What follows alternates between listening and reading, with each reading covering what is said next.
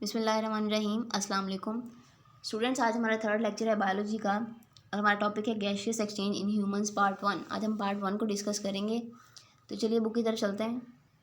जी students, previous हमने पढ़ा gaseous exchange in plants. आज हम पढ़ने जा रहे हैं gaseous exchange in humans.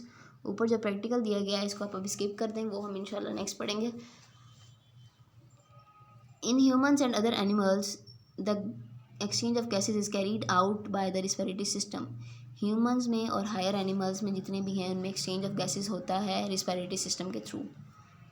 We can divide the respiratory system in two parts, that is the air passages and the lungs. हमने इस रिस्पिरेटरी सिस्टम को डिवाइड कर दिया दो पार्ट्स में, एयर पैसेजेस में और लंग्स में। एयर पैसेज वे हमने डिस्कस करना है आज के लेक्चर में। द एयर पैसेज वे क्या है? The air passageway consists of the parts through which the outside air comes in the lungs and after the exchange of gases it goes out.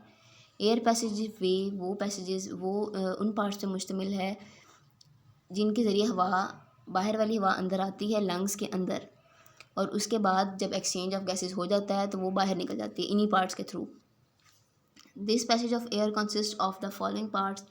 अब ये पैसेज ऑफ एयर जो है following parts पे मुश्तमिल है। The nose encloses the nasal cavity. सबसे पहला हमारे पास पार्ट है नोज़, नेज़ल कैविटी। नोज़ ने सराउंड किया हुआ है नेज़ल कैविटी को पूरी को। हवा सबसे पहले एंटर होगी नोज़ के अंदर। It opens to the outside through the opening called the nostrils. आप सब जानते हैं हमारा नोज़ बाहर की साइड से ओपन है और दो नोस्ट्रिल्स प्रेजेंट हैं इसके अंदर। The nasal cavity is divided into two portions by a wall. Nasal cavity को दो पार्ट्स में डिवाइड कर दिए गए, दो पोर्शन में। आप सब अपने नोज़ को जानते हैं, इसके दरम्यान में आपकी हड्डी नज़र आ रही होगी। तो दो पार्ट्स में डिवाइड कर दिया गया नेज़ल कैविटी को। Each portion is lined by fine hairs and mucus which filter the dust particles from the air. दो पोर्शन में डिवाइड कर दिया और हर पोर्शन में फाइन हेयर्स भी हैं और म्यूकस भी है। म्यूकस क्या है? एक एक्वस सोल्यूशन है की तरह का होता है। ये क्या करेगी? इसने नमी रखनी है उसके अंदर। विच फिल्टर, और इसने, इन दोनों ने, फाइन हेयर्स ने भी और म्यूकस ने, जितने भी जब हवा एंटर होगी तो जो भी डस्ट पार्टिकल्स होंगे, जो भी हार्मफुल सब्सटेंसेस होंगे, उसको उधर ही फिल्टर कर लेना, बाहर ही। The mucus also moistures and warms the incoming air and keeps its temperature nearly equal to that of the body. और म्यूकस का काम ये भी है कि उसने जो हवा आ रही है बाहर से, उसको एक तो उसके अंदर नमी रखनी है, उसको गर्म रखना है, बॉडी टेम्परेचर के इक्वल रखना है। 37 डिग्री सेल्सियस हमारा बॉडी टेम्परेचर है, तो इसने कोशिश करनी है कि एयर का टेम्परेचर भी उतना ही मेंटेन हो। इसके बाद नेक्स्ट डायग्राम दिखाई गई है हमें। ये नोज़, ये आपको नेज़ल कैविटी नज़र आ रही है। उसके बाद ये नॉस्ट्रल्स दिखाए गए हैं। उसके बाद फेरेंक्स है, एपिग्लोटिस है, ग्लोटिस है। ये हम पहले पढ़ लें, फिर आपको ये समझ आएगी कि ग्लोटिस और एपिग्लोटिस, ट्रैकिया वगैरह क्या चीज़ें हैं और किस तरह हवा इनसे गुजरेगी। जी नेक्स्ट है नेज़ल कैविटी से। हम पहले हवा आई नोज़ से नेज़ल कैविटी में। अब नेज़ल कैविटी से कहाँ जाएगी? ये opens into the pharynx by means of two small openings called internal nostrils. अब नेज़ल कैविटी से जाएगी हवा फेरेंक्स के अंदर दो ओपनिंग्स के ज़रिए। ओपनिंग्स को हम कहेंगे इंटरनल नॉस्ट्रल्स। फेरेंक्स क्या चीज़ है? फेरेंक्स अपर पार्ट है थ्रोट का, गले का अपर पार्ट है जो कनेक्ट करेगा माउथ को और नेज़ल पैसेजेस को आपस में कनेक्ट करेगा, उसको हम फेरेंक्स कहेंगे। उसके बाद pharynx is a muscular passage and is common to both food and air. ये एक मस्कुलर पैसेज है, रास्ता है जिसमें से खुराक भी गुजरेगी और हवा भी गुजरेगी। It extends to the opening of the oesophagus and the larynx. ये कहाँ तक कंटिन्यू करेगा? ईसोफेगस तक और लेरिंग्स तक। The air goes from the pharynx into the larynx. अब फेरेंक्स से हवा कहाँ गई? लेरिंग्स के अंदर। वी नो, और किसके ज़रिए जाएगी? ग्लोटिस के ज़रिए जाएगी। ग्लोटिस क्या है हमारे पास? Glottis is a narrow opening at the floor of the pharynx which leads into the larynx. Glottis एक छोटी सी ओपनिंग है, नैरो ओपनिंग है, बारीक सी, फेरेंक्स के फ्लोर पे, फेरेंक्स के नीचे वाले हिस्से पे, जहाँ से हवा कहाँ जाएगी? लेरिंग्स के पास। ठीक है। सबसे पहले नोज़ में गई हवा, नोज़ के बाद नेज़ल कैविटी में, नेज़ल कैविटी किस में ओपन हुई? फेरेंक्स में। फेरेंक्स से कहाँ जाएगी? लेरिंग्स में। और किसके थ्रू जाएगी? ग्लोटिस के ज़रिए जाएगी। अब लेरिंक्स क्या है? Larynx is a box made of cartilage. Larynx एक बॉक्स है जिसको जो बना है कार्टिलेज से, नरम हड्डी से बना है ये मिलके। It is present between the pharynx and the trachea. ये प्रेजेंट है फेरेंक्स और ट्रैकिया के दरमियान में। फेरेंक्स इसके ऊपर है, ट्रैकिया इसके नीचे, उनके दरमियान में प्रेजेंट है लेरिंक्स। ट्रैकिया क्या है? हमारे पास सांस की नाली है, सांस की नाली के दरमियान में और फेरेंक्स के दरमियान में जो चीज़ प्रेजेंट है उसको हम लेरिंक्स कहेंगे। It is also called voice box. इसको हम वॉइस बॉक्स भी कहते हैं। Two pairs of fibrous bands called vocal cords are stretched across the larynx. दो पेयर्स हैं फिब्रस बैंड्स के, धागे नुमा बैंड हैं, उनको हम वोकल कॉर्ड कहेंगे। वो लेरिंक्स में जाएंगे और the vocal cords vibrate when the air passes through them. जब भी हवा इनमें से गुजरेगी तो वोकल कॉर्ड्स वाइब्रेट करेंगे। This vibration produces sound. इस वाइब्रेशन के नतीजे में हमारे पास साउंड प्रोड्यूस होगी। Larynx continue to the trachea which is also called wind pipe. अब लेरिंक्स का काम खत्म हो गया, अगर वाइब्रेशन शुरू हो गई। अब लेरिंक्स से मूव करेगी हवा किसमें? ट्रैकिया में। ट्रैकिया को हम सांस की नाली भी कहते हैं। It is about 12 centimetre long tube which lies in front of the oesophagus. ये तकरीबन 12 सेंटीमीटर लंबी ट्यूब है जो कि ईसोफिगस के सामने प्रेजेंट है। There are C shape cartilaginous rings in the wall of the trachea. C shape rings हैं ट्रैकिया की वॉल्स के अंदर, वो मैं अभी आपको दिखाती हूँ उसकी diagram. These the cartilage keep the trachea from collapsing even when there is no air in it. इन कार्टिलेज का मकसद क्या है?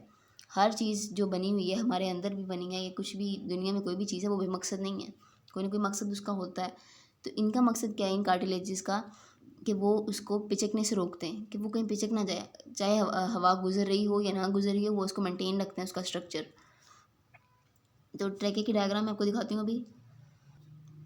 This is a diagram of trachea. ये आपको नज़र आ रहे होंगे रिंग्स। ये ट्रैकिया है हमारे पास और ये इसके रिंग्स हैं। ट्रैकियल कार्टिलेजेस, ये कार्टिलेजेस रिंग्स हैं इसके अंदर, और ये क्या करेंगे? रोके, बचाएंगे उसको कोलैप्स होने से, पिचकने से बचाएंगे। फिर ट्रैकिया कहाँ जाएगी? डिवाइड होकर फर्दर ये मूव कर जाएंगे लेफ़्ट और राइट लंग्स में। ठीक है जी, ट्रैकिया की आपको डायग्राम समझ आ गई होगी और कार्टिलेजिनस रिंग्स भी आपने देख ली हैं। उसके बाद क्या होगा? On entering the chest cavity, chest cavity में एंटर होने के बाद the trachea divides into two smaller tubes called bronchi. अब क्या होगा? जो ट्रैकिया है वो डिवाइड हो गया दो स्मॉलर ट्यूब्स में, उसको हमने ब्रोंकाई का नाम दे दिया। डायग्राम पे आ जाएं अपनी। ये ट्रैकिया है, दिस इज ट्रैकिया। अब ट्रैकिया ने क्या करना है? ये यहाँ पे ये इसकी कार्टिलेजिनस रिंग्स हैं और ये डिवाइड होगी दो ब्रांचेस में, ब्रोंकाई में। ठीक है, क्लियर। ये हमारे पास ग्लोटिस आ गया। ग्लोटिस मैंने आपको बता दिया नैरो ओपनिंग थी। ये हमारे पास ओरल कैविटी होगी, माउथ की कैविटी होगी, फेरेंक्स आ गया हमारे पास, ब्रोंकाई। यहाँ तक आपको क्लियर हो गया। सिंगुलर हम कहेंगे ब्रोंकस उसको। The bronchi also have cartilaginous plates in their walls. इन ब्रोंकाई के अंदर भी कार्टिलेजिनस प्लेट्स होंगी। Each bronchus enters into the lungs of its side and then divides into smaller branches. हर ब्रोंकस एंटर होगा लंग्स के अंदर अपनी अपनी साइड से, एक लेफ्ट में एंटर हो जाएगा, एक राइट में एंटर हो जाएगा, और उसके बाद वो डिवाइड होंगे फर्दर स्मॉल ब्रांचेस में, उससे भी छोटी छोटी ब्रांचेस में डिवाइड हो जाएंगे। The bronchi continue dividing in the lungs until they make several fine tubes called the bronchioles. Bronchi ने क्या करना है? डिवाइड होते रहना है लंग्स में, और उसने अपनी और फाइन ट्यूब्स में आ लेनी है, उसको नाम दे दिया उसने ब्रोंक्यूल्स का। The bronchioles progressively lose the cartilage as they become narrower. जैसे जैसे वो बारीक होती जाएंगी उनकी कार्टिलेज लूज होती जाएगी, कार्टिलेज निकलती जाएगी उनमें से, कार्टिलेज नहीं रहेगी उनके अंदर। The bronchioles end as fine tubules called the alveolar ducts. और फिर क्या होगा? ब्रोंक्यूल्स का जो एंड होगा फाइनल, जब उन्होंने बहुत सारे डिवाइड हो गए और एंड में क्या बचा उनके पास? फाइन ट्यूब्स बची, उन्होंने उसको नाम दे दिया अल्वियुलर डक्ट्स का।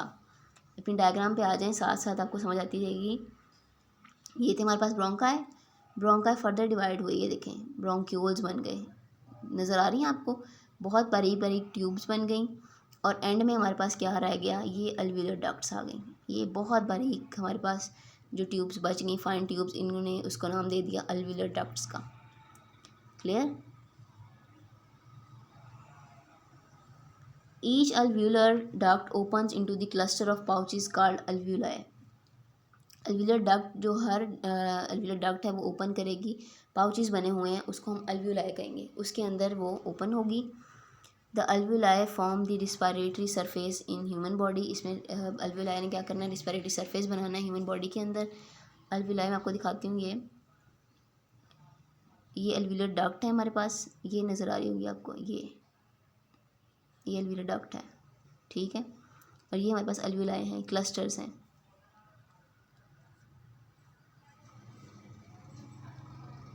Each alveolus is a sac-like structure lined by a single layer of epithelial cells। अब alveolus को वो डिस्क्राइब कर रहा है, उसका स्ट्रक्चर वो किस तरह का है, सैक लाइक है स्ट्रक्चर उसका, और उसके अंदर एपिथेलियल सेल्स की लाइनिंग हुई है, बारीक बारीक सी लाइनिंग हुई है उसकी। It is bound on the outside by network of the capillaries, बाहर की तरफ वो किस तरह उसके ऊपर कैपिलरीज बाउंड हुई हैं बाहर की तरफ। This one, these are the capillaries, ये कैपिलरीज बाउंड हुई हैं उसके बाहर वाली साइड पे, ये अल्वियोलाई हैं, सैक लाइक हैं, और इसके बाहर क्या होगा, ये कैपिलरीज बाउंड हुई हैं, ठीक है जी। The pulmonary artery from the heart containing deoxygenated blood enters the lungs and branches into arterioles and then capillaries which surround the alveoli। Pulmonary artery जो है हार्ट से आ रही, उसके पास डीऑक्सीनेटेड ब्लड है, डीऑक्सीनेटेड ब्लड है, उसने क्या करना है, एंटर कर देना है लंग्स के अंदर।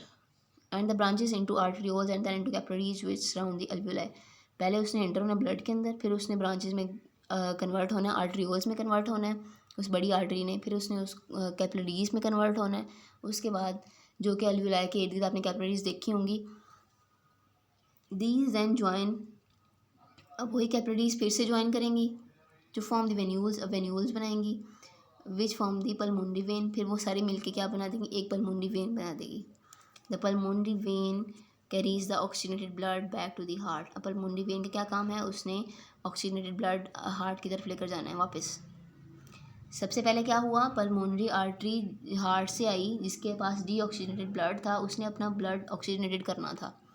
पल्मोनरी आर्टरी ने अपने आप को डिवाइड किया आर्टरियोल्स में, आर्टरियोल्स ने फर्दर डिवाइड किया अपने आप को कैपिलरीज में, जो कि अल्वियोलाई के इर्द गिर्द बाउंड हो गई, सराउंड कर लिया उन्होंने अल्वियोलाई को।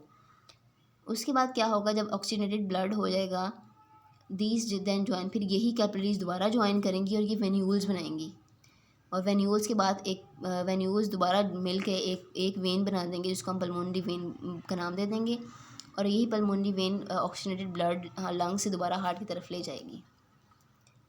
डायग्राम में आपको ये दिखाया गया है, दीज आर द कैपिलरीज, ये देखें ये आर्टरियोल्स थी, ये दोबारा कैपिलरीज में कन्वर्ट हुई, फिर यही कैपिलरीज दोबारा मिलके बनी और ये इन्होंने वेन्यूल बना दी, रेड कलर में वेन्यूल बन गई ये, और वेन्यूल से फिर क्या बन जाएगी, पल्मोनरी वेन।